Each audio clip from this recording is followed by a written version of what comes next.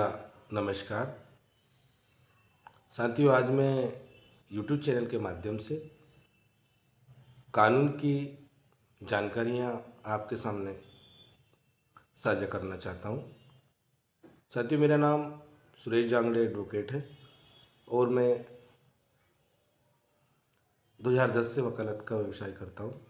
इस बीच मेरे द्वारा विभिन्न कंपटीशन एग्ज़ामों की जो जुडिशरी के अंदर आते हैं उनकी मैंने तैयारी की है।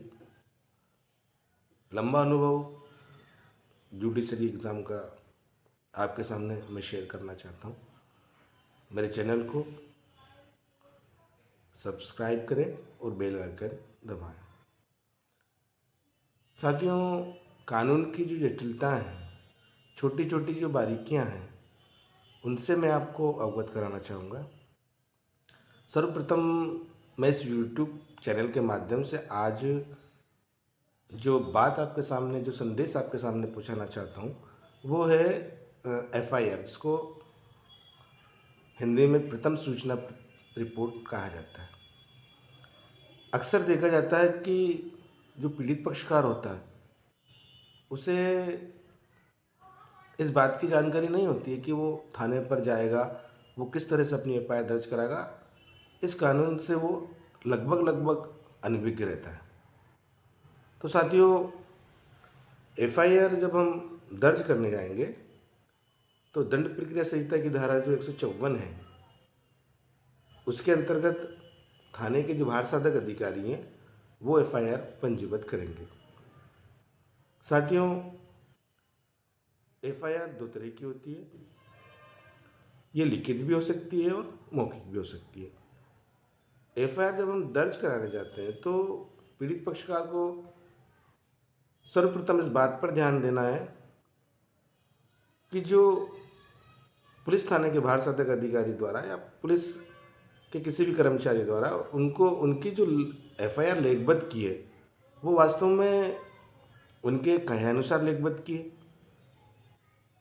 तो इसके लिए दंड प्रक्रिया संहिता में ये प्रावधान है कि जब किसी संज्ञेय अपराध की जो घटना कारित होती है तो सर्वप्रथम पीड़ित पक्षकार थाने पर जाता है और पुलिस थाने के भार साधक अधिकारी उसको फरियादी के बताए अनुसार लेखबद्ध करते हैं।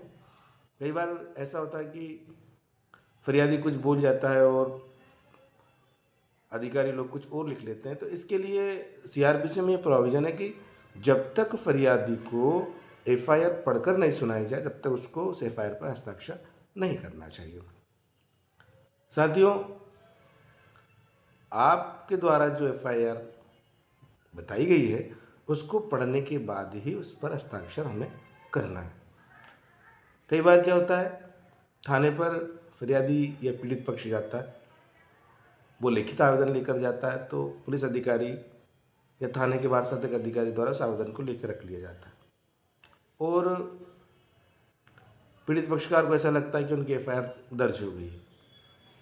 तो साथियों, ऐसा नहीं होता है। आवेदन आप दे के आ गए, उससे प्राप्ति लेकर आ गए, इसका मतलब ये नहीं है आपकी FIR दर्ज हो गई है।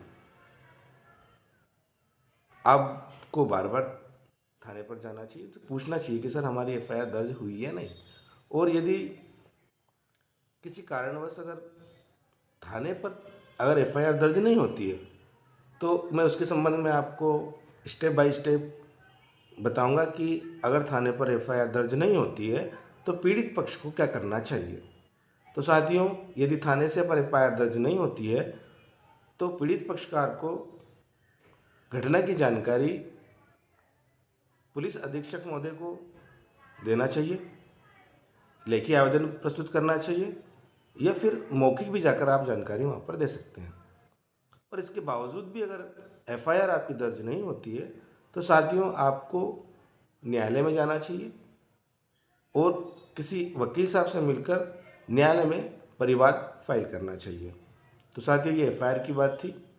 FIR किस तरह से होती है वो मैंने आपको बताया है। मेरी अगली वीडियो में मैं बताऊंगा कि अभियुक्त जो होते हैं, जो आरोपी जो बनाए जाते हैं, उनकी गिरफ्तारी के क्या अधिकार हैं और जब अभियुक्त को गिरफ्तार कर लिया जाता है तो क्या प्रक्रिया अभियोजन द्वारा फॉलो की जाती है। जब तक के लिए सभी साथियों को मेरा नमस्कार और मेरे चैनल को सब्सक्राइब करें, लाइक करें, ताकि आप तक मेरी अगली वीडियो आसानी से पहुंच जाए। जब तक के लिए जय हिंद, जय भारत।